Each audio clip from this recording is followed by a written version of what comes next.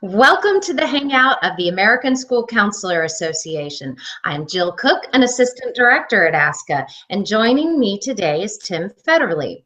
Tim is an author, dancer, choreographer who has appeared in several Broadway shows.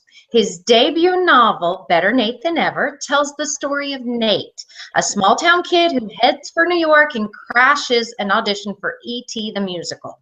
Nate was named a New York Times Book Review Notable Book of 2013 and a Best Book of the Year by Amazon, Publishers Weekly, and Slate.com. The sequel, 567 Nate, was named a Best Book of 2014 by both the American Booksellers Association and Amazon. Tim also has a new picture book, Tommy Can't Stop, that was released earlier this year. And most importantly, we are so excited that Tim is going to be one of our keynote speakers at the 2015 ASCA conference. Well, welcome, Tim, and thank you so much for joining us today. Thanks so much, Jill. Really happy to be here. Well, you certainly have had such an interesting journey and so many different professional lives.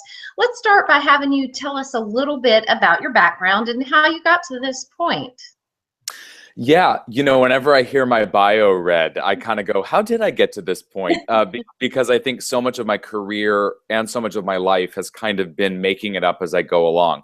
I grew up in San Francisco. When I was 9 years old, my dad's job took us to Pittsburgh, Pennsylvania, which was a really big transition period for me as a third grader. And then after high school, which was middle school through high school, were complicated years for me. I was the sort of prototypical kid who was always chosen last for dodgeball. But I had a sense that if I could get somewhere like New York, where there were going to be other theater people by the dozens, if not the thousands, that I would kind of be okay. And so I was able to dance in a number of Broadway shows. And then in my own sort of adult life transition, about 5 years ago, began writing books for young people that I think I would have wanted to read when I myself was a kid in school. Was that some of your motivation to start the writing journey? Was not necessarily finding the kinds of books that spoke to you? Yes, and there's a great writer and writing teacher named Cheryl Strayed. She wrote the book Wild, and one of the things she says is that every story, there's what happens in the story and what the story is about. In other words, there's the action, and then there's the themes. And I would say when I wrote my first book, I was working on the show Billy Elliot in New York as one of the sort of child trainers. And when I wrote the book, I simply wrote the book to see if I could write a book. And so the action of the book, which is about a kid who's picked on for having this passion, that was a very overt, kind of autobiographical thing. But really what the book was about for me was proving to myself that I could challenge myself to do something that I think a lot of my teachers would be surprised that I would become someday. I really struggled in school. I had an older sibling who was a really all-star student, and I was not that student. I had ADD. My head was in the clouds. My dreams were in New York. And so the main I first wrote Better Nate Than Ever was to prove to myself I could. And then in time, as it's been out, I've gotten to see how many people it's touched, which is really amazing. Well, and that's what I wanted to talk about. So as part of your job as a writer is to go across the country to talk about your books and your Nate books. And you've had the opportunity, I know, to meet with lots of young people as you've done this. So I'm wondering, what have you learned from these kids that you've gotten to meet with as a result of your work as a writer? And what has surprised you in this process of talking with kids about your work? Yeah, great questions. I've probably met about 20,000 kids over the last couple of years touring the country at schools. There's a lot I've learned, and there's a lot that surprises me. I'll boil it down to a couple of things just for this conversation. The first thing is, the younger the child is, the more vivid their dreams are, and the more they're willing to just share it with anybody. If you ask a third grader, what do you want to be when you grow up? They will say a chef, the president of the United States, and a professional gymnast. And oftentimes that's like all the same kid. And by the time you ask an 8th grader, what do you want to be? They frequently don't want to share that with somebody new. They have learned what it feels like to be laughed at for saying something or really anything. So I think I learned from children that as the years wear on in a school environment, they become more and more protective of the things they hold dear, which isn't a surprise. I think what is a surprise is how many kids, particularly the older they get, are driven by fear. When I ask young people who here considers him or herself a writer, every 3rd, 4th, even 5th grader raises their hand because they're all storytellers. In fact, we are naturally all storytellers. It's genetic and evolutionary. By the time you get to 7th and 8th graders, if you ask them who here is a writer, very few people raise their hands. It doesn't matter whether you're in the poshest private school in the middle of the country or in the poorest public school. 8th graders don't want to admit that they like to write. And when you ask them, what are your challenges as writers? Very frequently what they say is my grammar, my topic sentences, my spelling. And what I've realized is they, by necessity of the American education system, which I understand, I'm not about to overhaul, but they have the fun of storytelling has been kind of graded out of them. And that really surprised me. And then didn't when I realized that I didn't start writing again till I was 30, in part because of how afraid I was of public reaction, which as a kid is, how is my teacher going to grade me? And that's interesting, your observations about students, because as school counselors, you know, who work with these students and talk to them when they're in 3rd grade about what they want to be, and talk to them in 8th grade and throughout their high school, you know, we want kids to know that they have options, that there are possibilities for them. So really trying to help them keep that open attitude that anything's possible, and help them navigate those so difficult middle school years. They're such difficult years. In a way, I mean, I always try to think it's very easy for me to go, oh gosh, when I was a kid, we didn't have to worry about cell phones and cyberbullying.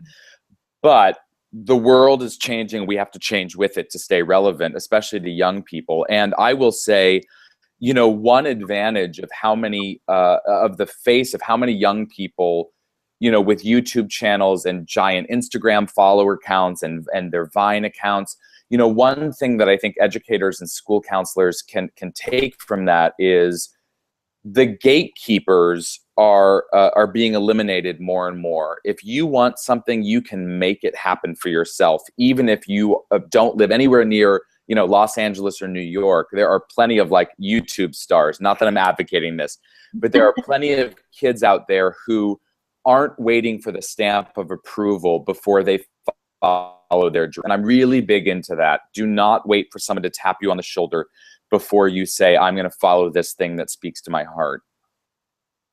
And I think that's really important for kids to hear. You talked a little bit about your childhood and growing up, and I know you've talked about a school counselor who was instrumental and important in your experience. Can you talk a little bit about that? Yes, she still sends my mom and me pictures of her dog. We became very close. Her name's Dr. Orr in Pittsburgh, Pennsylvania. My kind of saved my life. When I got to high school, I was by that point really struggling with my grades. And it was a combo platter of probably some ADHD, probably the fact that I had an older brother who was such an academic all-star that I was in a strange way asserting my personality by purposefully kind of flunking tests and showing that I didn't have to be like him. And then thirdly, I had conflated in my head that actors don't need to know anything about like everything I need to know about American history I can learn from the musicals Evita and Jesus Christ Superstar. So I felt like you know, what do I need algebra for? The irony, of course, being now that I'm a full-time writer, there are vast gaps of history and practical skills that I now have to fake my way through. But back to my school counselor, what she did that really changed my life, and what I would encourage maybe some of the school counselors in your organization to think about, is she approached our relationship and me particularly like there is no such thing as one size fits all learning. So you might go to a hat store and it can say one size fits all on that hat, but you and I both know sometimes you put the hat on and it just doesn't fit. And no matter what the textbook says, no matter how many times you've gone through practice scenarios, when you get that one student who comes through your office door who's got a story that doesn't quite fit in the mold, the most important thing I think you can do is really listen to their story and know that this might not be a kid for whom straight A's solves all the problems. And what this school counselor did for me was she said, look, we're going to work out a deal. You have to pass your classes.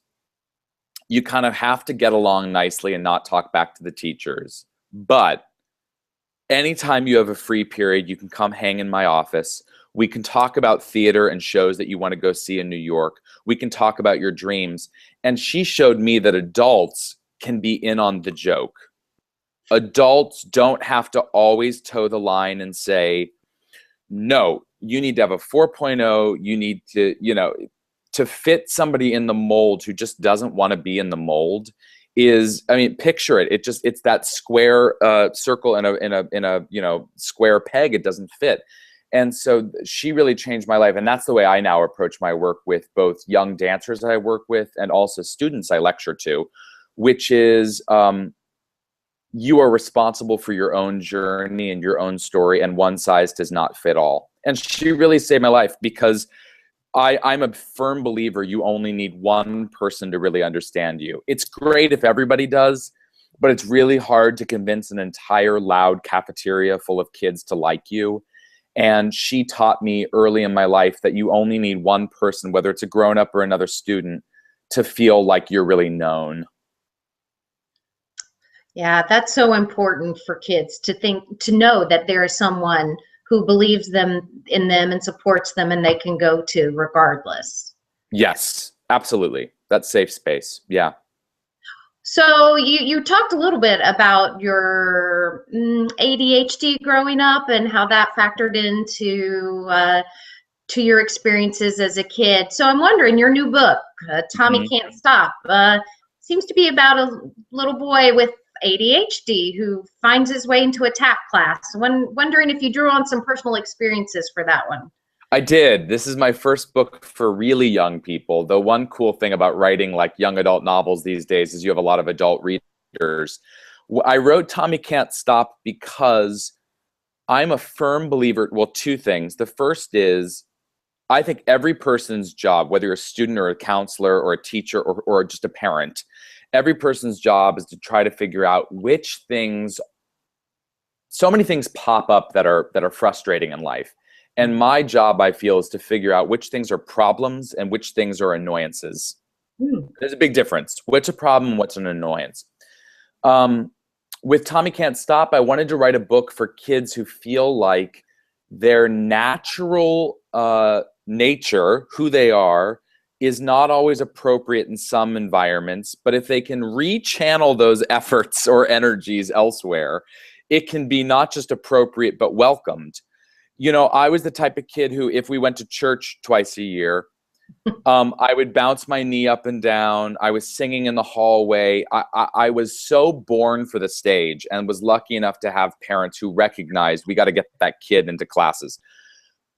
The key to a lot of happiness in life is to take the things that are your weaknesses and to repurpose them as strengths. So if you're going to always be doodling in the margins of your homework, maybe it's not about saying, stop doing that. Maybe it's about saying, you get to do that for 5 minutes per class.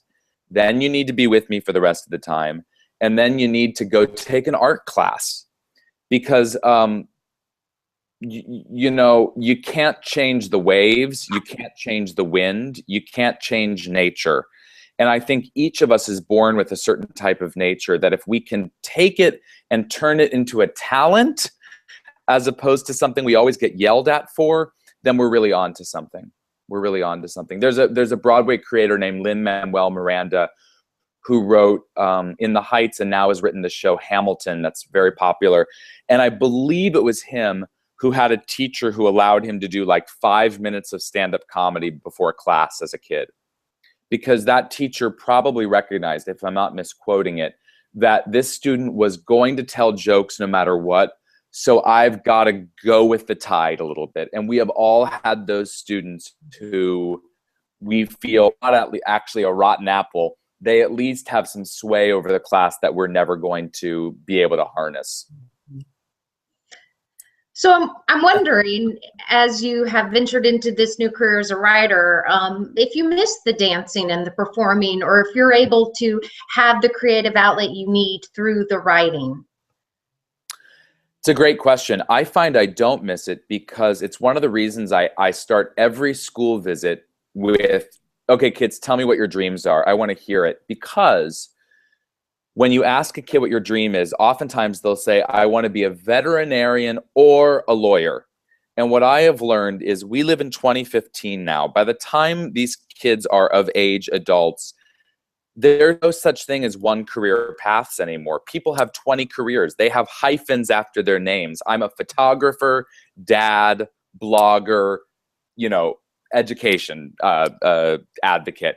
So I don't miss performing because it took me almost 10 years as a professional dancer to realize what I really wanted to be doing was telling my own stories as opposed to somebody else's stories, which is why it's so important to appeal to kids and say, I know you think no matter what, you want to be a sports car race driver. And I support that dream, and I encourage you to think of keeping a place on that mantle, not just for your NASCAR trophies, but for something else you could do. So it's not about taming somebody's dreams. It's about trying to keep them open to the idea that their dreams and their capabilities might be even bigger than they realize. And that's so important for kids and adults.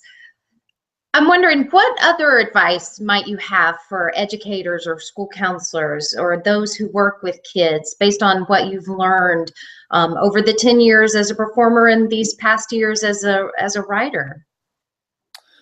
Well, yeah, great. So we've talked about no one size fits all education, which hopefully also makes it more interesting for the educators to feel like it's not just by a guidebook.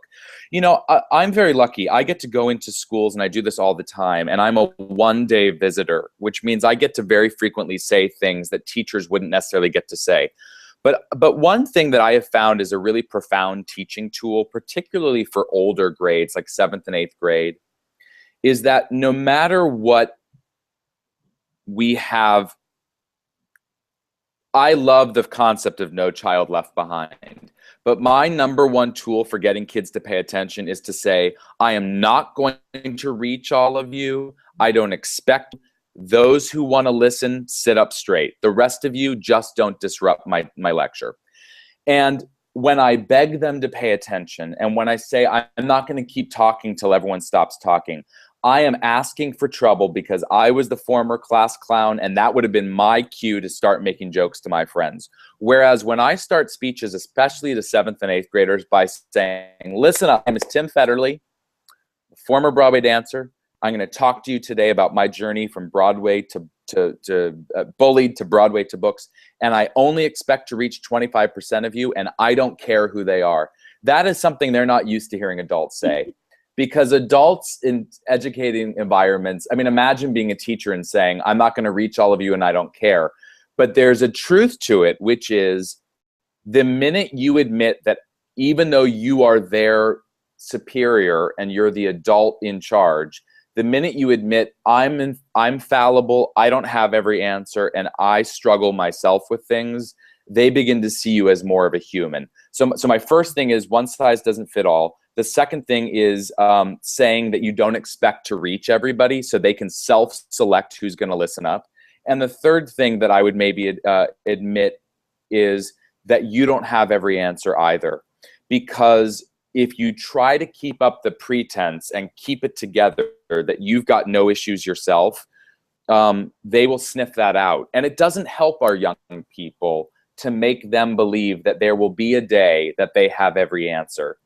I think it actually helps young people greatly to admit that you're still making it up too. You just happen to have more experience and more miles on the pedometer. And so you expect them to give you some amount of respect for having survived your own middle school experience.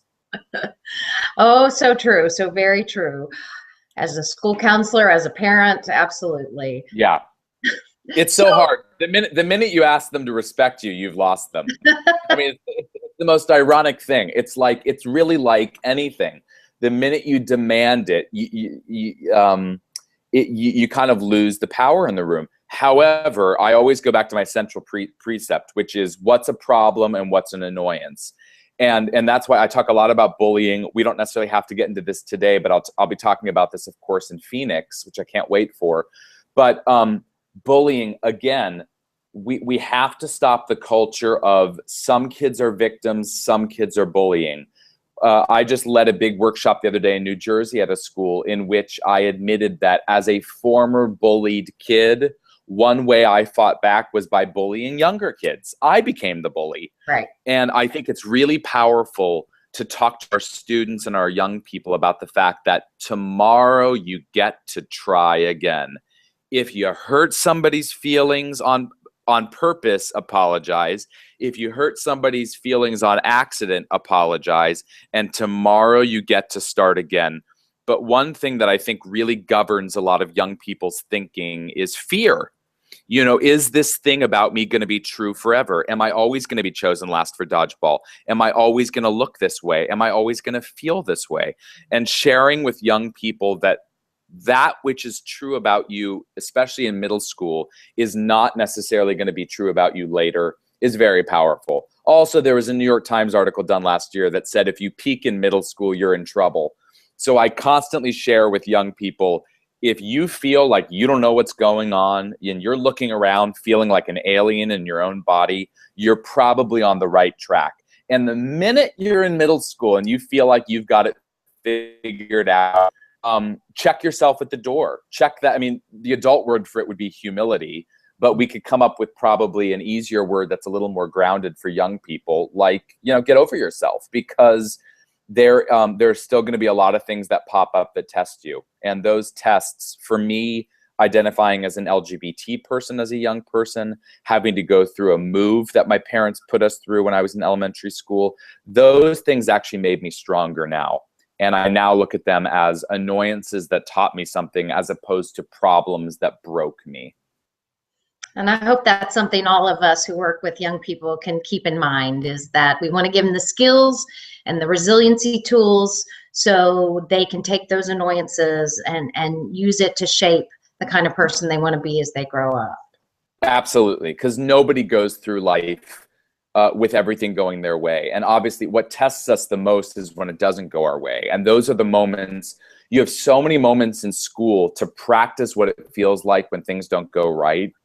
And that is why I think a lot of my counselor really helped me understand that a lot of this is life practice, as opposed to, you know, you've got to get that A today because it's going to affect the rest of your life. You know, life is a long game if you're lucky.